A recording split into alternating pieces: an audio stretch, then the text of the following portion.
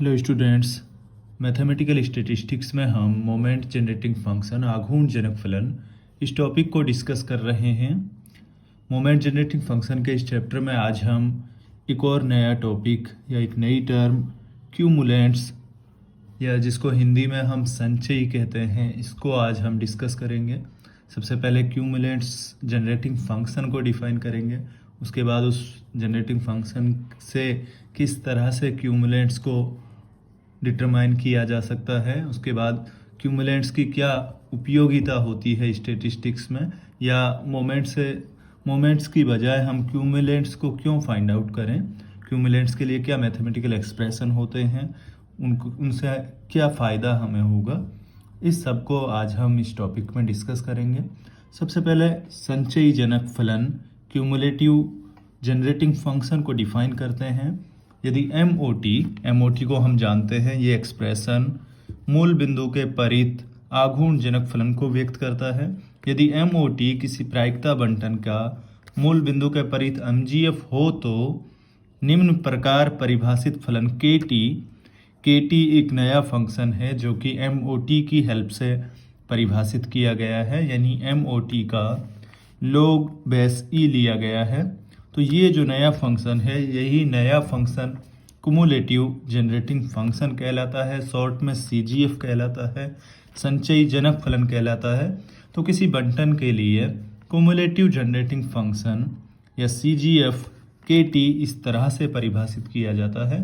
मूल बिंदु के परित जो आघूर्ण जनक फलन है उसका log बेस ई KT होता है, संचयी जनक फलन होता है। अब हम जानते हैं यदि MOT का एक्सप्रेशन हम यहाँ पे पुट करें, उसके बाद log के एक्सपांसन से हम जानते हैं, तो KT को हम इस तरह से व्यक्त कर सकते हैं, या KT के लिए इस तरह से टर्म्स होंगे हमारे पास। t की पावर 1 से स्टार्ट होगी, t की पावर 2 एक टर्म होगी, इसी तरह से t की पावर 3। तो इनके कुछ कॉफिशिएंट्स होंगे, k1 into k2/2 factorial plus k3 into 3 factorial plus k4 by r factorial. तो इस इक्वेशन नंबर 1 को हम एक्सपांसन फॉर्म में इक्वेशन नंबर b से लिख सकते हैं। तो इस एक्सप्रेशन में या इस एक्सपांसन में t की पावर r/r फैक्टोरियल का जो गुणांक है, जो कोफिशिएंट है kr, यही उस प्रायिकता बंटन का, जिस प्रायिकता बंटन का MOT MGF था, उसी प्रायिकता बंटन का कुमुलेंट्स कहलाता है। rth कुमुलेंट्स कहलाता है, r संचयी कहलाता है kr, यानी r = 1 रखेंगे, k1 उस प्रायिकता बंटन का फर्स्ट कुमुलेंट होगा, k2 उस प्रोबेबिलिटी डिस्ट्रीब्यूशन के लिए सेकंड कुमुलेंट होगा। तो किसी बंटन के लिए कुमुलेंट बिल्कुल उसी वे में परिभाषित किए जाते हैं जिस तरह से मोमेंट्स हमने निकाले थे। MOT के लिए जो एक्सप्रेशन होगा उसको हम rth मोमेंट अगर हमें अबाउट 0 निकालना है तो हम उसको r टाइम्स डिफ्रेंशिएट करते हैं, उसके बाद जो पैरामीटर t है उसको 0 से रिप्लेस करते हैं, यानी t = 0 पुट करते हैं। इसी प्रकार से कुमुलेंट के केस में भी हम कुमुलेंट का जो एक्सप्रेशन है इक्वेशन नंबर 1 को हम, इक्वेशन नंबर a को हम r टाइम्स डिफ्रेंशिएट करेंगे, उसके बाद t = 0 पुट कर सकते हैं। या इक्वेशन नंबर b से भी हम देख सकते हैं, इस एक्सप्रेशन को जब हम r टाइम्स डिफ्रेंशिएट करेंगे तो हमें kr मिलेगा। t की पावर r का r times differentiation r factorial होगा। कैंसिल होने के बाद जो आगे की स्टार्टिंग की जो टर्म्स होंगी वो 0 हो चुकी होंगी, और इससे आगे की जो टर्म्स होंगी उनमें t मौजूद होगा, t की पावर 1 या 1 से ज़्यादा होगी इससे आगे की जो टर्म्स होंगी। जैसे ही आप t = 0 पुट करेंगे तो इस टर्म से आगे की जो टर्म्स होंगी वो सब 0 हो जाएंगी, यानी rth कुमुलेंट को हम इस एक्सप्रेशन से निकाल सकते हैं। अब आगे हम देखेंगे कि इन कुमुलेंट्स के लिए क्या एक्सप्रेशन होते हैं और ये क्यों महत्वपूर्ण है, ये हम अब देखेंगे। आघूर्णों के पदों में संचयी यानी जो कुमुलेंट्स हैं k1 k2 k3, इन संचयी को आघूर्णों की फॉर्म में, आघूर्णों के योग के रूप में, आघूर्णों के रूप में कैसे व्यक्त किया जा सकता है, ये हम यहाँ देखेंगे। तो ये हम इसके लिए हम कुमुलेंट्स की डेफिनेशन से स्टार्ट करेंगे, परिभाषा से शुरू करेंगे। K T equals to log base e M O T, यानी इसको हम इस तरह से भी लिख सकते हैं K1T plus K2 T square by 2 factorial plus K3 T cube by factorial 3। तो ये इक्वेशन नंबर 1 हुआ। एक बार पुनः संचयी जनक फलन की परिभाषा से, MOT moment generating function about origin या मूल बिंदु के सापेक्ष MGF की परिभाषा से हम जानते हैं MOT के लिए ये एक्सप्रेशन होता है 1 plus mu one dash into T plus mu two dash into T square by factorial 2 plus mu three dash into T की power 3 by factorial 3 plus mu four dash into T की power 4 by factorial 4 and so on. इस तरह से ये expression होता है MGF के लिए, जहां mu one dash first moment about origin मूल बिंदु के सापेक्ष प्रथम आघूर्ण, mu two dash second moment about origin मूल बिंदु के सापेक्ष दूसरा आघूर्ण, mu three dash third moment about origin को व्यक्त करता है, डिनोट करते हैं। तो ये हम जानते हैं MOT की परिभाषा से। इस स्टेप को हम इस तरह से व्यक्त कर सकते हैं। अब लॉग फंक्शन के एक्सपांसन से हम जानते हैं log 1 प्लस एक्स का expansion x minus x square by 2 plus x cube by 3 minus x की पावर 4 बाई 4, इस तरह से एंड सो ऑन। इस तरह से log फंक्शन का एक्सपांसन होता है। तो यहाँ हम log 1 प्लस एक्स, जो आगे की सभी टर्म्स होंगी 1 के बाद, इनको हम x की तरह ट्रीट करेंगे, एक टर्म की तरह मानेंगे और तब हम एक्सपांसन करेंगे। तो log 1 प्लस एक्स का expansion x minus x square by 2, यानी इन सभी टर्म्स का जो ब्रैकेट होगा उसकी पावर 2 होगी बाई 2, माइनस के साइन होगा, प्लस 1 बाई 3 इंटू ये ब्रैकेट होगा की पावर 3, यानी एक्स क्यूब बाई 3। तो log फंक्शन का एक्सपांसन आप जानते हैं। इस टर्म को, इस स्टेप को हम ऐसा लिख सकते हैं 1 प्लस एक्स का expansion x minus x square by 2 plus x cube by 3 and so on. अगली टर्म होगी माइनस एक्स की पावर 4, यानी ये ब्रैकेट होगा, इसकी पावर 4 होगी, अपॉन P4 होगा। तो ये टर्म्स होंगी। अब हम इन सभी टर्म्स में से, इन सभी ब्रैकेट्स से t की पावर्स को कैलकुलेट करते जाएंगे। यानी सबसे पहले हम t की पावर 1 का कोफिशिएंट देखेंगे कि क्या होगा। तो इस ब्रैकेट में t की पावर 1 की जो टर्म्स हैं उनको देखते हैं। इस ब्रैकेट में एकमात्र टर्म t की पावर 1 की ये है, तो जो कि म्यू वन डैश इसका कोफिशिएंट है। तो t की पावर 1 की एक टर्म होगी म्यू वन डैश t, इस ब्रैकेट में और कोई टर्म नहीं होगी। इसी तरह से नेक्स्ट ब्रैकेट में अगर हम देखें तो t की पावर 1 की ये टर्म है, लेकिन इसकी पावर 2 होने के कारण यहाँ से हमें t की पावर 1 की कोई भी टर्म नहीं मिलेगी, या t की पावर 1 का कोफिशिएंट 0 होगा। यानी t की पावर 1 की कोई भी टर्म, कोई भी पद इस ब्रैकेट से हमें नहीं मिलेगा। इस ब्रैकेट का जो एक्सपांसन होगा उसमें कोई भी टर्म t की पावर 1 की प्रेजेंस नहीं होगी, उसकी उपस्थिति नहीं होगी। तो इस ब्रैकेट से हमें कुछ नहीं मिलेगा। इसी तरह से आगे के सभी ब्रैकेट से हमें t की पावर 1 की कोई टर्म नहीं मिलेगी। तो एकमात्र टर्म हमें इस एक्सप्रेशन से t की पावर 1 की यही मिलेगी, mu one dash into T. इसी तरह से t की पावर 2 का कोफिशिएंट अगर हम देखें तो इस ब्रैकेट से हमें म्यू टू डैश मिलेगा। t की पावर 2 का coefficient mu two dash by factorial 2 मिलेगा, mu two dash by factorial 2। और इस ब्रैकेट से भी हमें t की पावर 2 का कोफिशिएंट मिलेगा।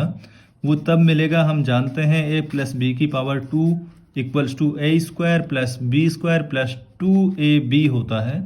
तो mu one dash into T की पावर 2 होगा जब a स्क्वायर होगा, उस स्थिति में हमें t की पावर 2 का एक टर्म इस ब्रैकेट से मिलेगी।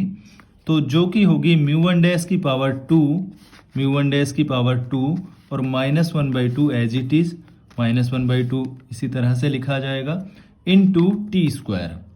इसी तरह से t की पावर 3 की जो टर्म्स होंगी या t की पावर 3 के कोफिशिएंट हम सभी ब्रैकेट से देखेंगे। तो इस ब्रैकेट में t की पावर 3 का coefficient mu three dash by factorial 3 होगा। एक कोफिशिएंट इस ब्रैकेट से मिलेगा जो कि mu three dash by factorial 3 होगा। इस ब्रैकेट से हमें टी की पावर 3 की वो टर्म मिलेगी या टी की पावर 3 का कोफिशिएंट इस तरह से मिलेगा जब 2ab हम करेंगे, 2 इंटू ए इंटू बी करेंगे तो t into T square T cube बन जाएगा। तो टी क्यूब का जो कोफिशिएंट मिलेगा हमें 2 into μ1 dash μ2 dash by factorial 2, देख सकते हैं आप 2 into μ1 dash into μ2 dash by factorial 2 और -1/2 एज इट इज, यानी माइनस साइन बाई 2। इसी तरह से इस ब्रैकेट से एक टर्म हमें टी की पावर क्यूब की मिलेगी जो कि ए क्यूब की मिलेगी, ए प्लस बी का whole cube, A cube plus B cube plus 3a² B plus 3ab square. इस तरह से क्यूब का एक्सपांसन हम जानते हैं। तो μ1 डैश की पावर 3/1/3 बाहर होगा, तो ये एक टर्म हमें मिलेगी टी की पावर क्यूब की इस ब्रैकेट से, μ1 डैश की पावर 3/3 इंटू टी क्यूब। इसी तरह से टी की पावर 4 के जो कोफिशिएंट मिलेंगे वो भी हम देख सकते हैं। इस ब्रैकेट से हमें μ4 डैश बाई फैक्टोरियल 4 मिलेगा, μ4 डैश बाई फैक्टोरियल 4। इस ब्रैकेट से हमें टी की पावर 4 की दो टर्म्स मिलेंगी। एक टर्म उस स्थिति में मिलेगी जब हम इस टर्म का स्क्वायर करेंगे, μ2 डैश इंटू टी स्क्वायर का स्क्वायर टी की पावर 4 होगा। तो टी की पावर 4 का कोफिशिएंट एक तब मिलेगा जब हम इस टर्म का स्क्वायर करेंगे, यानी μ2 डैश की पावर 2 बाई फैक्टोरियल 2 का होल स्क्वायर। तो μ2 डैश की पावर 2 बाई फैक्टोरियल 2 का होल स्क्वायर और -1/2 as it is, minus sine by 2। इसी तरह से एक और टर्म हमें इस ब्रैकेट से टी की पावर 4 की मिलेगी जो कि जब हम इस टर्म को इस टर्म से मल्टीप्लाई करेंगे 2 इंटू ए सी होगा, A plus B plus C की पावर क्यूब से आप जानते हैं, A square A plus B plus C की पावर 2 से आप जानते हैं, A square plus B square plus 2ab plus 2bc plus 2ca। तो 2ac वाली जो टर्म होगी, 2ca वाली जो टर्म होगी, उस स्थिति में हमें टी की पावर 4 मिलेगा। तो टी की पावर 4 का coefficient 2 μ1 dash into μ3 dash by factorial 3, आप देख सकते हैं 2 μ1 dash into μ3 dash by factorial 3 और -1/2 एज इट इज। इसी तरह से इस ब्रैकेट से भी हमें एक टर्म टी की पावर 4 की मिलेगी जो कि 3 इंटू a² b से मिलेगी, यानी 3 इंटू इस टर्म का स्क्वायर इंटू दिस टर्म। तो इस टर्म का स्क्वायर टी की पावर 2 और इस टर्म से जब हम मल्टीप्लाई करेंगे टी की पावर 4 हो जाएगा। तो इस टर्म का स्क्वायर μ1 डैश की पावर 3, तो 3 इंटू μ1 डैश की power 3 into μ2 dash by factorial 2, आप देख सकते हैं यही टर्म लिखी है, 3 इंटू μ1 डैश की पावर 2 μ2 डैश बाई फैक्टोरियल 2 और 1/3 प्लस 1/3 एज इट इज। इसी तरह से नेक्स्ट जो ब्रैकेट होगा उससे हमें एक टी की पावर 4 की टर्म मिलेगी जो कि μ1 डैश टी की पावर जब 4 करेंगे तो वो टर्म होगी μ1 डैश की पावर 4। तो μ1 डैश की पावर 4 और ब्रैकेट के बाहर -1/4 होगा, तो माइनस साइन 1/4 को हम 6/4 फैक्टोरियल लिख सकते हैं। हमने अपनी सुविधा के लिए 1/4 को 6/4 फैक्टोरियल से रिप्लेस कर दिया है। तो टी की पावर 4 की इन सभी ब्रैकेट से हमें सिर्फ ये कोफिशिएंट मिलेंगे या इतने पद हमें टी की पावर 4 के मिलेंगे, 3 पद हमें टी की पावर 3 के मिलेंगे और 2 पद हमें टी की पावर 2 के मिलेंगे, सिर्फ एक पद हमें टी की पावर 1 का मिलेगा। तो के टी के लिए इस प्रकार एक्सप्रेशन होंगे, बाकी टर्म्स टी की पावर 5, टी की पावर 6 आगे की पावर्स होंगी। इन एक्सप्रेशंस को हम इस प्रकार व्यक्त कर सकते हैं, यानी फर्स्ट टर्म को हम μ1 डैश टी लिख सकते हैं प्लस इस टर्म को हम t² बाई फैक्टोरियल 2 के रूप में अगर लिखना चाहें तो फैक्टोरियल 2 को हम कॉमन लेंगे तो ये टर्म बनेगी μ2 डैश माइनस μ1 डैश की पावर 2। इसी तरह से इस टर्म को हम t³ बाई फैक्टोरियल 3 का कोफिशिएंट लिखना चाह रहे हैं तो t³ बाई फैक्टोरियल 3 का कोफिशिएंट और सॉल्व करेंगे तो हमारे पास ये टर्म्स मिलेंगी μ3 dash minus 3 μ1 dash μ2 dash plus 2 μ1 dash cube और t की पावर 4/4 फैक्टोरियल का कोफिशिएंट ये होगा, यानी इन टर्म्स को हम सॉल्व करें, इनसे हम 4 फैक्टोरियल कॉमन लें तो हमारे पास ये टर्म्स, ये एक्सप्रेशन मिलेगा। अब हम समीकरण 1 व 2 की तुलना कर सकते हैं। समीकरण 1 व 2 से अगर कंपेयर करें तो फर्स्ट कोमुलेंट K1 μ1 डैश के बराबर होगा। K1 t की पावर 1/1 फैक्टोरियल का कोफिशिएंट होता है, तो K1 μ1 डैश होगा। μ1 डैश हम जानते हैं माध्य होता है, first moment about origin he mean होता है, तो उस प्रोबेबिलिटी डिस्ट्रीब्यूशन का मीन फर्स्ट कोमुलेंट के बराबर होता है। इसी तरह से सेकंड कोमुलेंट दूसरा संचयी K2 μ2 डैश माइनस μ1 डैश की पावर 2 के बराबर होगा, जो कि μ2 होता है। आघूर्णों के संबंधों से हम जानते हैं, आघूर्णों के बीच कुछ रिलेशंस होते हैं, उन रिलेशंस से हम जानते हैं ये एक्सप्रेशन μ2 के बराबर होगा।